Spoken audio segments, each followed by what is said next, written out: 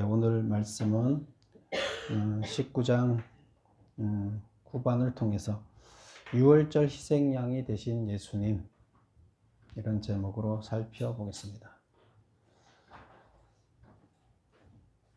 우리는 출애굽 당시에 이스라엘 백성들을 기억하고 있습니다. 출애굽 당시에 이스라엘 백성들이 출애굽해서 처음에 간 곳이 어딜까요? 출애굽해서 어디로 갔죠? 출애굽해서 가서 목적지가 있었어요. 가서 한참 머무르는데 머무르기 위해서 쭉 갔죠. 뭐 여러 군데를 갔는데 1차적으로 머무르기 위해서 간 목적지가 시내산이었어요. 그쵸? 왜 시내산으로 갔죠? 하나님과 계약을 체결하러 갔어요.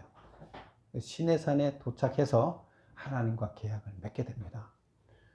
그런데 가는 과정 중에서 많은 일들이 있었죠. 근데 어쨌건 1차적인 목적은, 출애굽해서 1차적인 목적은 하나님과 계약을 체결하는 것이었어요.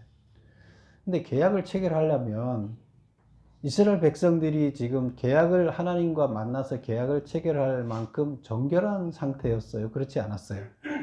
그렇지 않았죠. 그래서 이스라엘 백성들을 정결하는 작업을 해야 되는데, 그 정결하게 작업하는 일이 뭐였어요? 6월절 양을 잡아서 양으로 이스라엘 백성들의 죄를 대신 지게 해서 죽게 하는 거였어요. 그쵸? 그래서 그 양이 이스라엘 백성들의 죄를 깨끗이 해서 이스라엘 백성들이 깨끗한 걸로 되고, 대신 이제 죄를 해결했으니까, 그리고 이제 하나님을 만나서 하나님과 시내산에서 계약을 체결한 거죠. 무슨 계약이에요? 이제 나는 당신의 자녀로서 당신이 시키는 일을 하겠습니다. 당신의 종이 되고 당신의 자녀가 돼서 당신의 백성으로 살겠습니다. 그렇죠?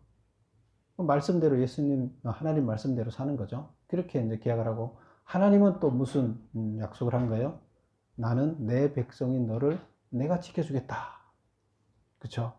이 계약이 체결된 거예요. 하나님은 이 계약을 왜 하신 거예요? 이 땅에 하나님 나라를 완성시키기 위해서 하나님 나라를 완성시킬 일을 할 사람을 세우는 거였죠. 그게 바로 계약이었어요. 근데 그 계약이 이루어지기까지 그동안 아브라함을 통해서부터 시작해서 계속 훈련을 해서 여기까지 온 거잖아요. 그래서 훈련하고 제일 낮은 밑바닥에서부터 400년이라는 시간을 흘러서 훈련을 해서 이제 계약 단계에 이르는 거예요. 그러면 이제 이들이 하나님 나라를 이 땅에 실현시킬 사명을 받은 거죠. 계약을 체결하면서. 그리고 그때부터 이제 하나님 나라를 실현하는 일을, 세상에 보여주는 일을 해야 되는 거죠. 그런데 성공했어요, 못했어요? 이스라엘 백성들이? 하나님의 일을 하기로 했던 사람들이 지금 하나님의 종이 안 되고 누구의 종이 돼 있다고요? 마귀의 종이 돼 있더라. 제사장들이 하나님의 제사장이 아니라 마귀의 제사장이 돼 있더라. 그래서 다시 계약을 해야 될 단계에 온 거죠. 그래서 옛날에 했던 계약을 구약이라고 그러고 새로 계약을 체결하는 게 신약이다, 이렇게 얘기를 하죠.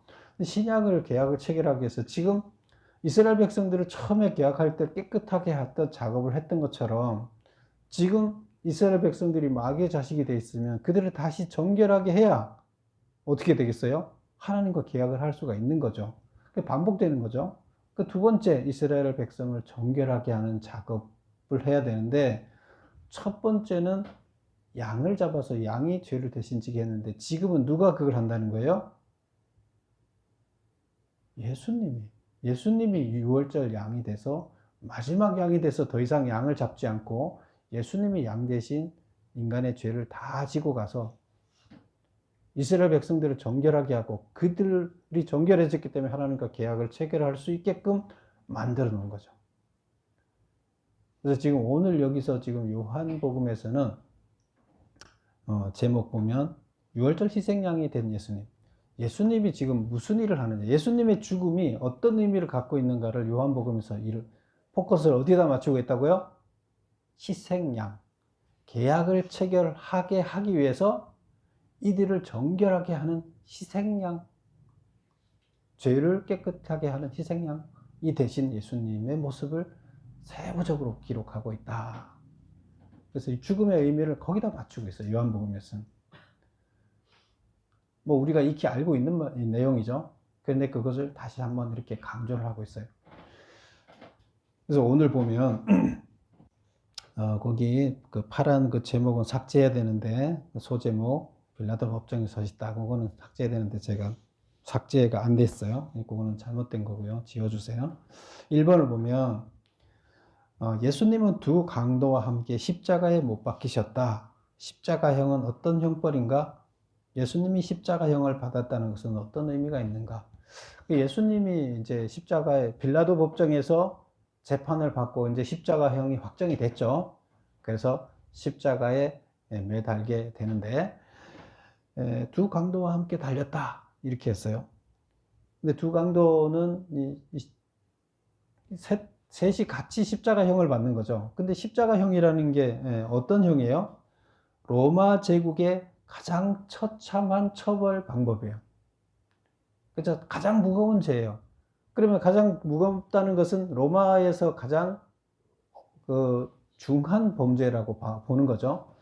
로마에서 가장 중한 범죄로 보는 것 중에 하나가 아주 흉악한 범죄라는 거죠. 근데 흉악한 범죄 중에 나라를 뒤집으려고 하는 반역자를 흉악한 범죄자라 이렇게 볼 수가 있는 거죠. 근데 예수님은 지금 흉악 범죄, 두 강도는 뭐 강도 짓을 해서 흉악 범죄를 저질러서 이제 십자가형을 받았지만, 예수님은 그 로마를 뒤집으려고 했다, 스스로 왕이라고 했다, 이런 제목으로 이제 십자가형을 처음 받게 되는 거죠. 그러면 십자가형을 받을 때는 어떻게 받아요?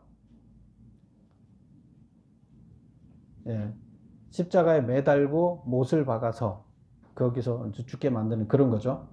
그 십자가 형벌을 로마 시민들한테는 적용되지 않았다 그래요. 로마 국민들은 인권이 있는데 어떻게 이렇게 십자가에 달려 죽느냐. 그런데 다른 민족들은 악한 일을 하면 이렇게 죽이지만, 심하게 죽이지만, 로마 시민들은 이런 처벌을 안 했다고 그래요. 그리고 두 번째 질문이, 예수님이 십자가형을 받았다는 것은 어떤 의미가 있느냐? 중하다는 거잖아요. 예수님의 범죄가. 우리의 죄가 그만큼 크고 우리가 당해야 할 수치가 그만큼 크다는 뜻이다. 예수님이 자기는 깨끗하잖아요. 죄가 없잖아요. 근데 우리 죄를 지고 가는데 우리 죄가 그만큼 중하다. 그래서 가장 무겁다. 이런 의미로 우리는 받아들여야 되는 거죠. 그 다음에 두 번째 보면, 빌라도는 예수님의 죄명을 유대인의 왕이라고 써서 십자가 위에 붙였다. 대제사장들이 자칭 유대인의 왕이라고 수정해달라고 요청한 이유는 무엇인가? 빌라도는 마땅히 쓸 것을 썼다고 한 이유는 뭔가? 그래서 예수님이 십자가에 달렸을 때 십자가 위에다가, 머리 위에다가 유대인의 왕 이렇게 썼어요. 유대인의 왕 예수 이렇게. 유대인의 왕을 누가 죽이는 거예요? 지금 누가 고발해서 죽이는 거예요? 유대인들이 고발해 죽이는 거잖아요. 그러니까 유대인들이 봤을 때는, 제사장들이 봤을 때는 거기다 유대인의 왕이라고 쓰면 자기들 기분 나쁜 거예요. 유대인이 자기들이 자기 왕을 죽이는 거잖아요. 그럼 자기네 왕을 죽인다는 건 반역하는 거잖아요. 불충한 자들이잖아요. 근데 지금 빌라도는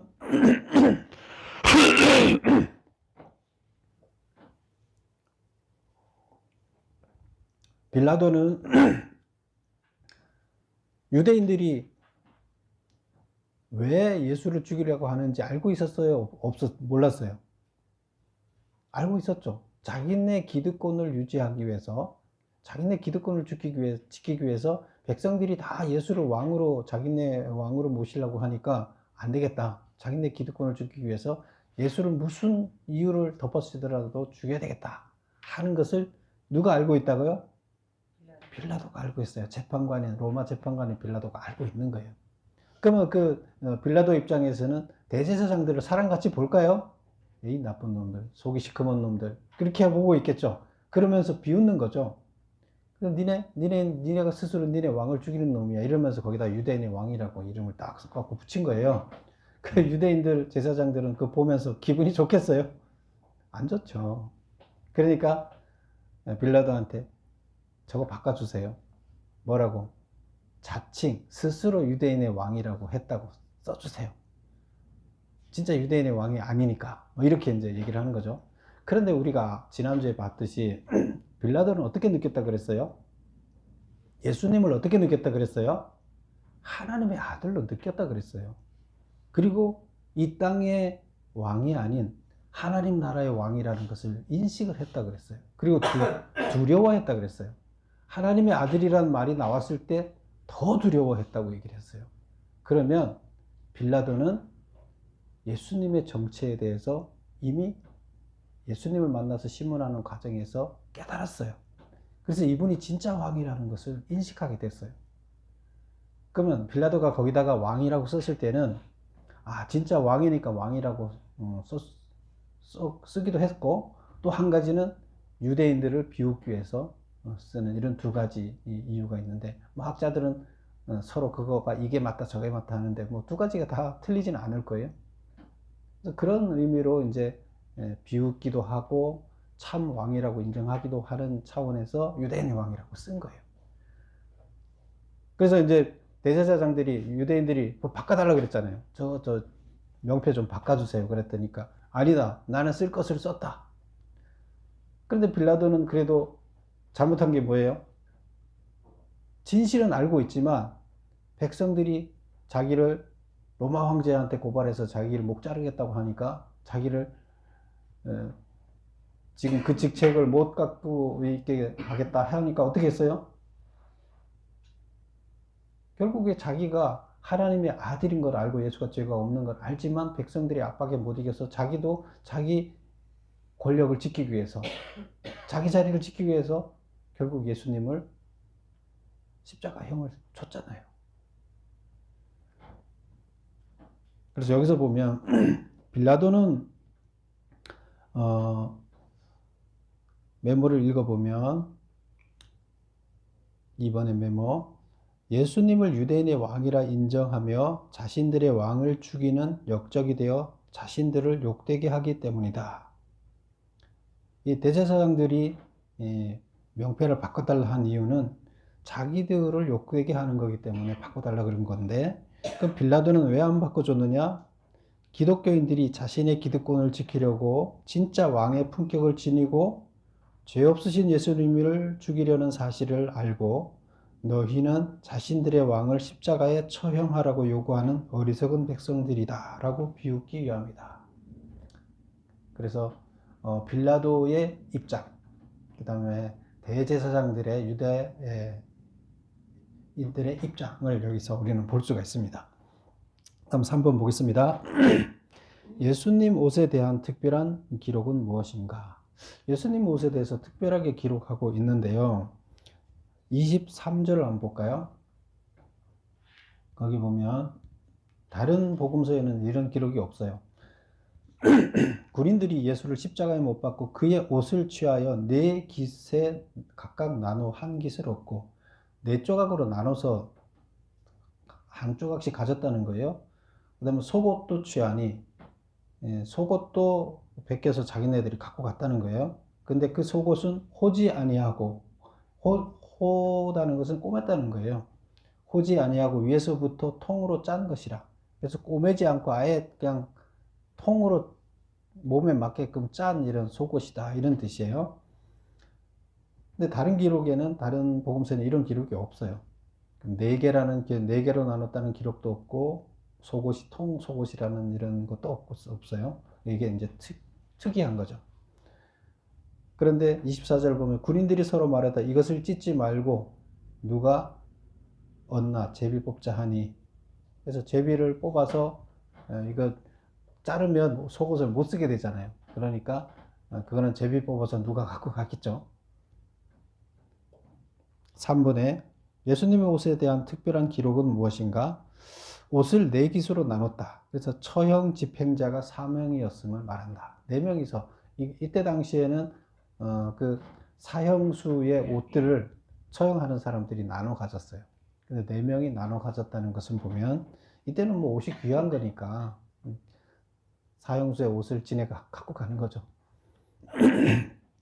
그래서 그 4명이었다는 게 기록되어 있고, 그 다음에 호지, 이음새가 없는 호지 않은 속옷도 벗겼다. 그럼 속옷을 벗겨갔다는 것은 결국에 예수님 몸에 아무것도 거치지 않게 해서 주겠다 이런 얘기잖아요. 아주 치욕적인 거잖아요.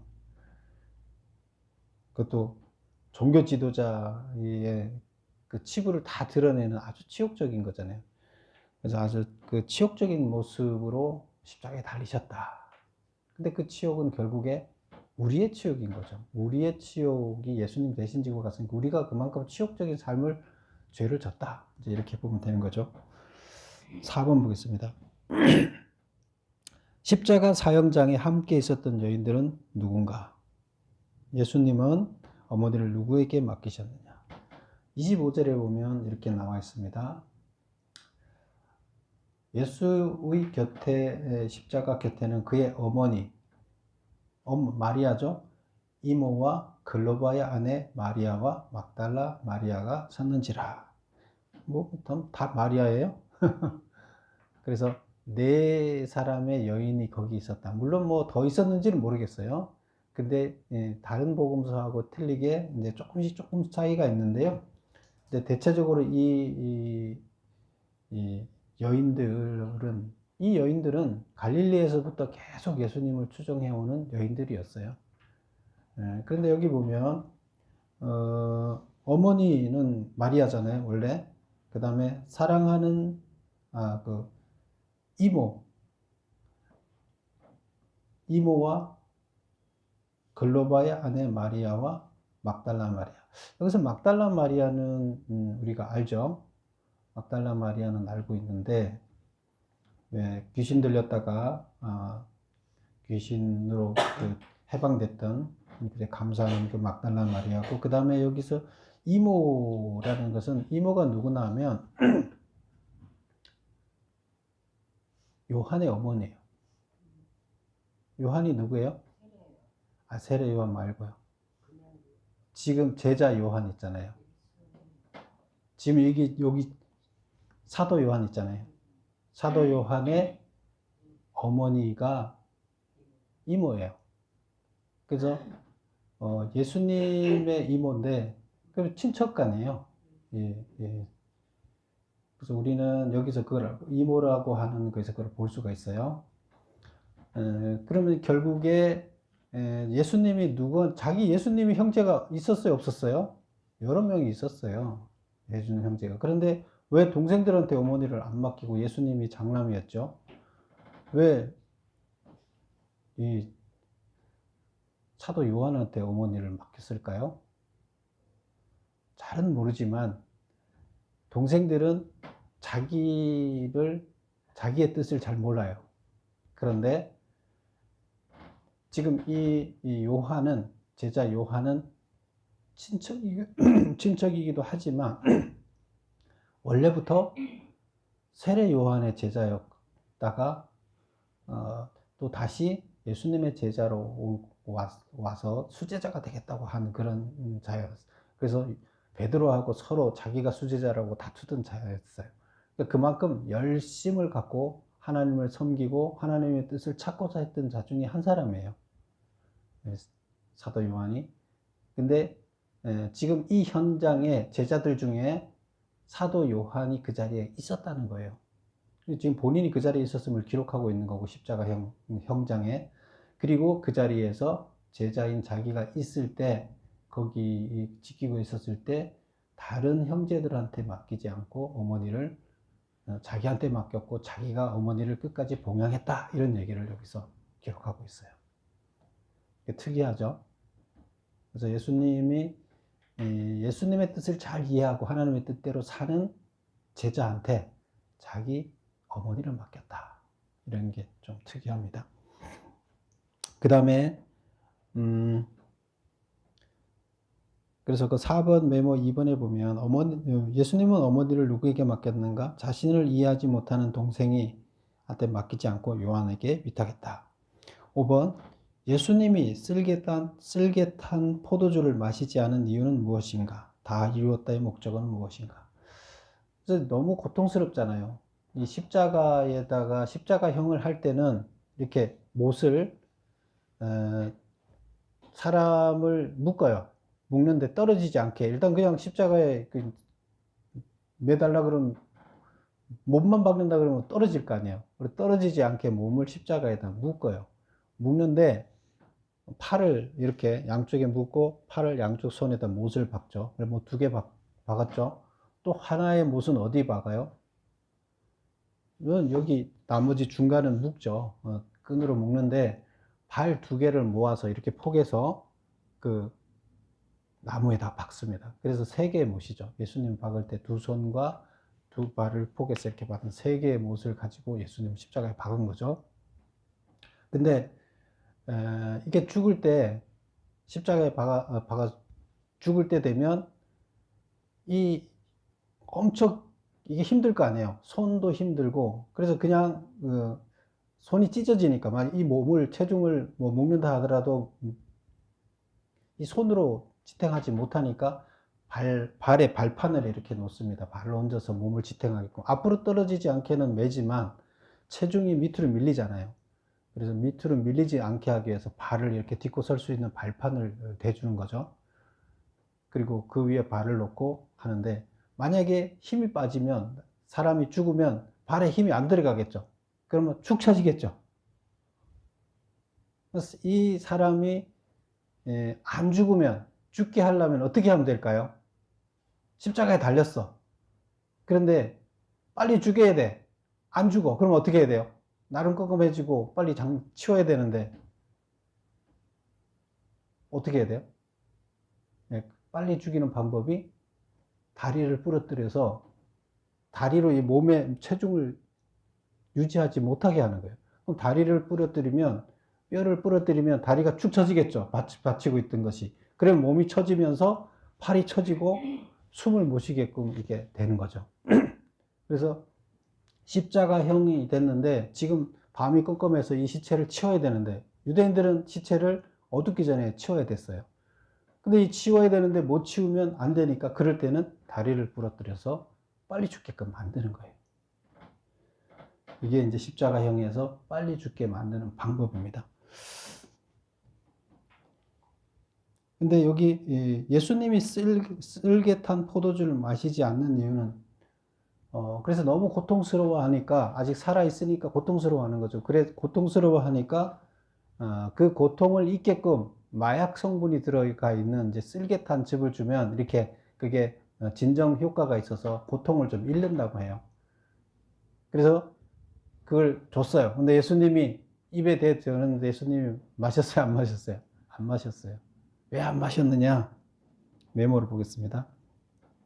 속죄 제물이 받아야 할 고통을 마취제로 무감각하게 하지 않고 그것을 다 받으시려고 깨어있기 위해서다. 그래서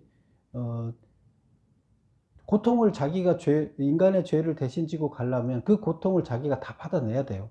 근데 마취제로 그 고통을 잊어버린다 그러면 죄를 받는 게 아니잖아요. 그래서 예수님은 그 고통을 다 받아내기 위해서 마취제를 거부한 거예요. 그 다음에 그러면서 예수님의 마지막 말이 이제 다 이루었다. 이러고 이제 가신 거예요. 그러면 여기서 다 이루었다. 뭘 다 이루었다는 거예요? 예수님이 십자가에 달린 목적이 뭐라고요?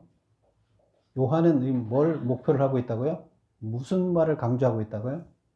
출애굽할 때 속죄 제물이 돼서 이스라엘 백성을 하나님과 계약을 맺게 해주는 과정이 어린 양이 죽음으로 인해서 그것이 가능했다.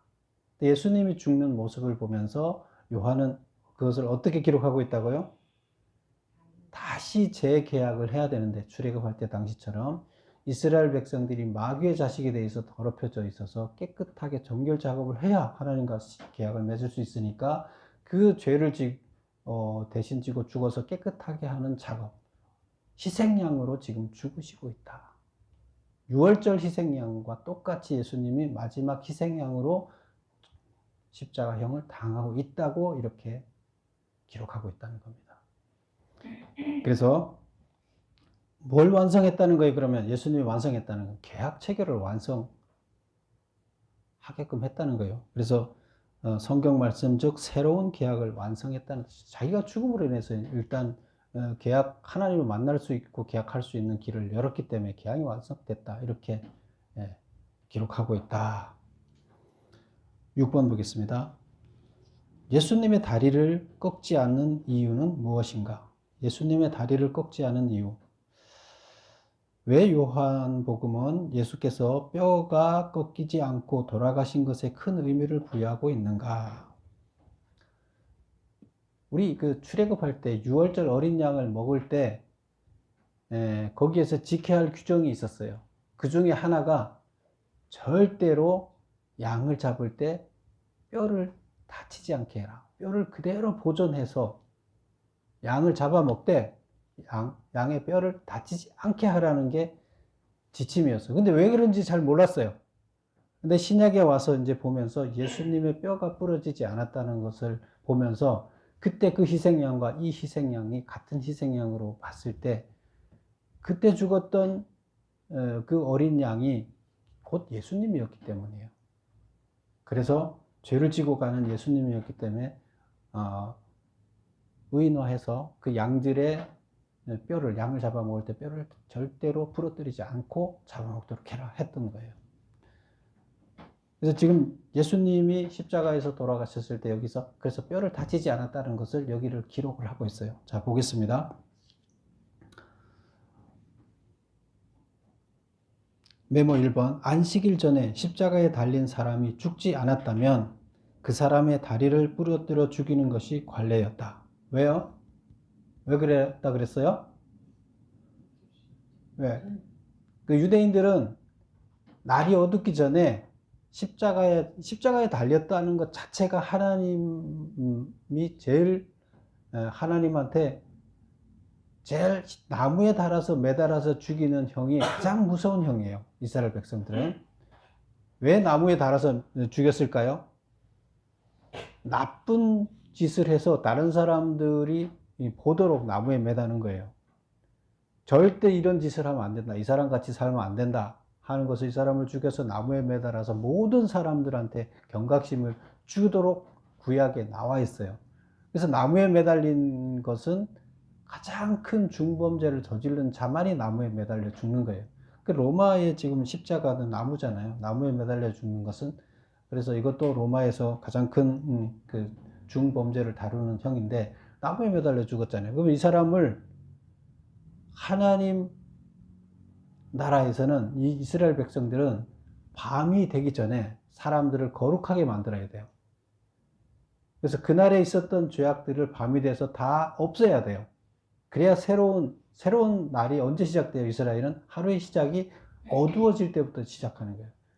그래서 어둠부터 잠부터 자고 시작을 해요. 하루가 안식부터 시작하는 거예요. 이스라엘 백성의 시작은 우리는 아침이 하루의 시작이라고 생각하지만 그들은 저녁에 잠자는 게 이제 삶의 시작이에요.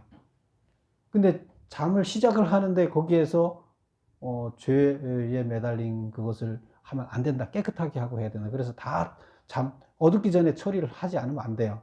깨끗한 하루를 맞이하기 위해서. 그래서 매달린 사람은 어둡기 전에 무조건 매장을 해야 된다고 나와 있어요. 그래서 이들은 특히 이제 그 다음날이 안식이잖아요.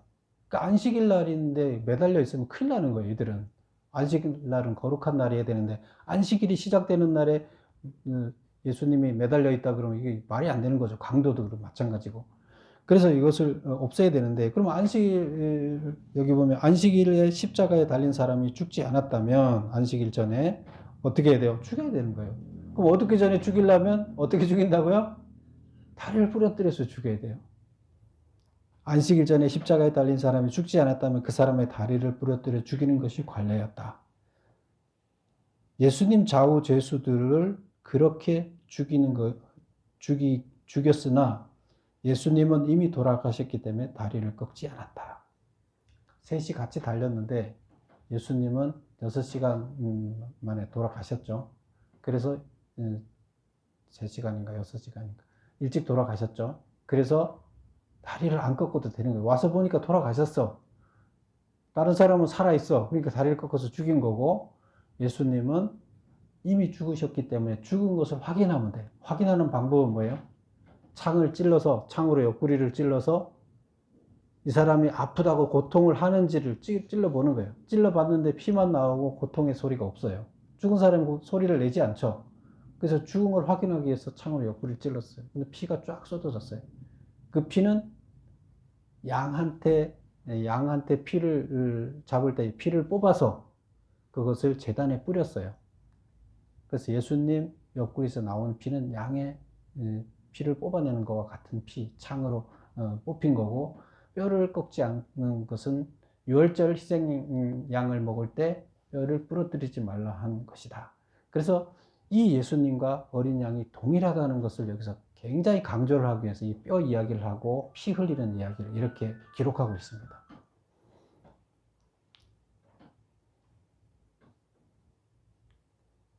(2번) 예수님이 유월절 희생양이 되셨음을 강조하기 위해서다. 무슨 질문이에요? 왜 요한은 예수께서 뼈가 꺾이지 않고 돌아가신 것을 이렇게 큰 의미를 부여하고 있다고요? 예, 예수님이 유월절 희생양이 되셨음을 강조하기 위해서다. 3번 예수님께서는 유월절 희생양으로 돌아가셨다는 사실을 예수님께서 유월절 희생양으로 돌아가셨다는 사실을 이토록 강조하는 이유는 예수님의 죽으심은 계약 체결을 위함이라는 사실을 말하기 위함이다. 결국 예수님이 계약을 체결하도록 정결해야 되는데 그렇게 하려면 예수님이 죽어야 되고 결국 예수님이 죽으셔서 목표를 이룬 거예요. 이 백성들이 계약하러 하나님을 만날 수 있게끔 만들었어. 그 예수님은 이제 나는 다 이뤘다. 목표를 이뤘다. 이렇게 얘기를 하신 겁니다. 7번 예수님 장례를 치러준 사람은 누구인가? 니고데모라는 사람이 나오는데 니고데모는 몰약과 침향을 100리트라를 가지고 왔어요.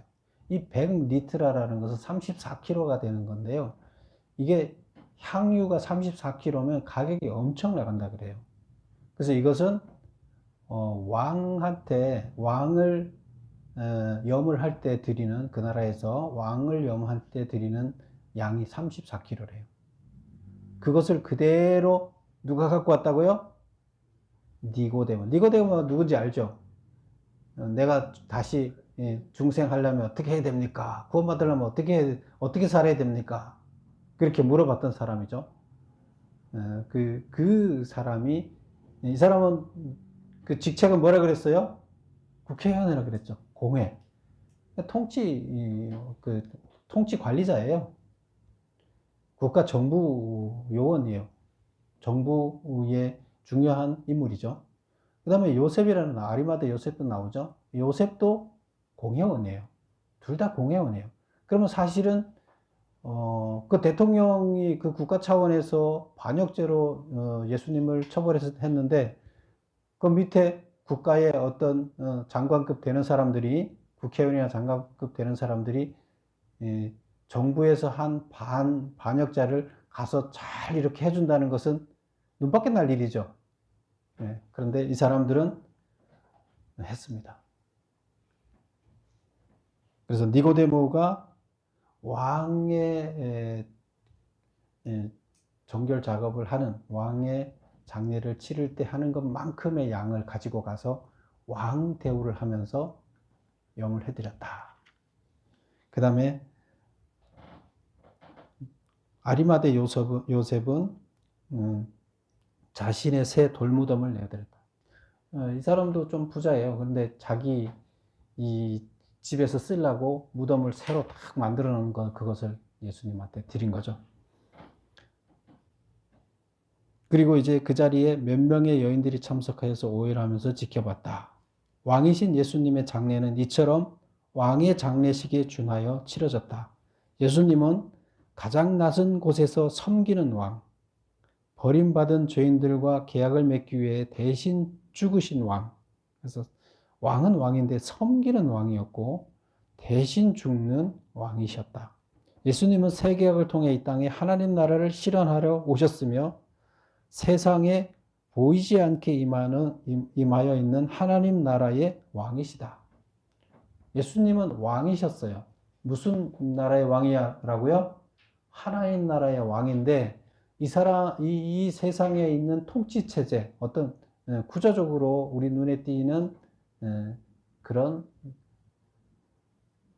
세상에 있는 나라가 아니라 우리의 영을 다스리는 하나님 나라의 왕이시다. 이렇게 볼 수 있죠. 이 나라는 지금 어디에 있는가? 그럼 예수님께서 이루어 놓은 하나님 나라를 이 땅에 계약을 맺어서 이루어 놓은 그 왕은 지금, 그 나라는 어디 있어요, 지금? 하나님 나라 어디 있어요? 없어졌어요? 사라졌어요? 우리가 그 제자들이잖아요.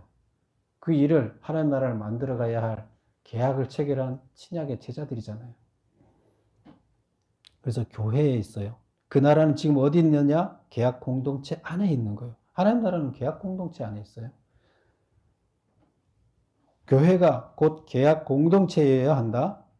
오늘날 교회는 계약 공동체의 정체성을 상실하고 말았다. 이스라엘 백성들이 교회 공동체의 정체성을 상실했었죠. 지금 근데 오늘날 우리 교회들이 믿음을 온전히 믿는 성도들이 얼마나 있나요? 하나님께서 보시기에 니네가 정말로 내 제자고 니네가 나를 보여주는 하나님 나라를 만들어가는 참 제자다 인정하는 사람이 얼마나 있나요? 교회가 지금 우리나라에서도 교회가 얼마나 욕먹을 짓을 하고 있고 목사들이 얼마나 잘못된 길을 가고 있나요? 그렇게 봤을 때 그때 이스라엘 백성들의 종교 지도자 하나님을 빙자해서 열심을 냈던 그들이 마귀의 자식이었듯이 오늘날 우리도 겉으로는 아닌 체 하지만 하나님을 믿는 체 하지만 하나님의 종이 아닌 마귀의 종이 되어 있지 않느냐. 이거 요한이 경고한 거예요. 그때 당시에 이미 예수님 가시고 얼마 안 된 이 당시에 100년이 안 됐을 때 요한이 이렇게 경고한 내용이에요. 교회에 대해서. 계약 공동체의 정체성이 말살돼 있다. 지금 교회가 그때 당시에. 지금은 더 그렇죠. 그래서 교회는 그 정체성을 회복하지 않으면 안 된다. 하고 이 요한은 계속 얘기를 하고 있습니다. 마찬가지입니다. 우리도 바로 그 새롭게 계약된 계약 당사자예요. 이 땅에 하나님 나라를 실현하는 것이 우리 목표야 되고 우리의 삶의 목표야 되고 이 나라가 이스라엘을 세웠던 하나님이 세웠던 것처럼 우리는 이 나라가 세계 하나님을 보여주는 나라가 되도록 만들어 가야 되는 거예요. 그게 하나님 나라를 세우는 것입니다. 우리 모두 우리 스스로 하나님 나라를 세우도록 함께 노력합시다. 기도하겠습니다.